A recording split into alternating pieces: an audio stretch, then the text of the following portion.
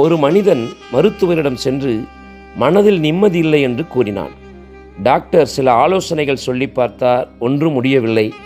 இறுதியில் அந்த ஊரில் நடக்கிற சர்க்கஸுக்கு போ, அங்கு ஒரு கோமாளி அதிகமாய் சிரிப்பு காட்டுகிறான் என்று ஆலோசனை கூறினார். அந்த மனிதன் மடாரென்று எழுந்து, டாக்டர், அந்த சிரிப்பு காட்டும் கோமாளியே நான் தான் என்றதும் டாக்டருக்கு தலை சுற்றிவிட்டது. அன்பானவர்களே, 2 வித சந்தோஷம் இந்த உலகில் உண்டு. ஒன்று உலக சந்தோஷம், இரண்டாவது பரம சந்தோஷம்.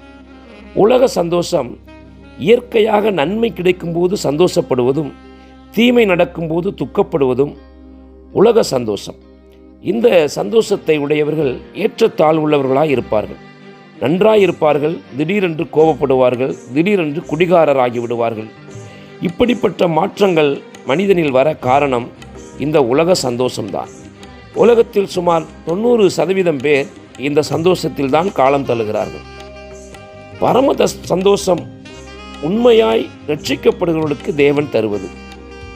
பரம சந்தோஷம், இந்த சந்தோஷம் நன்மையிலும் இருக்கும், தீமையிலும் இருக்கும், வாழ்ந்திருந்தாலும் இருக்கும், தாழ்ந்திருந்தாலும் இருக்கும். தேவன் மன்னிக்கும்படி, அன்பு காட்டும்படி, கோபப்படாதிருக்கும்படி சொல்லியிருக்கிறார். யார் அதை நிறைவேற்ற முடியும்? இந்த பரம சந்தோஷம் உள்ளவர்கள் மட்டும்தான்.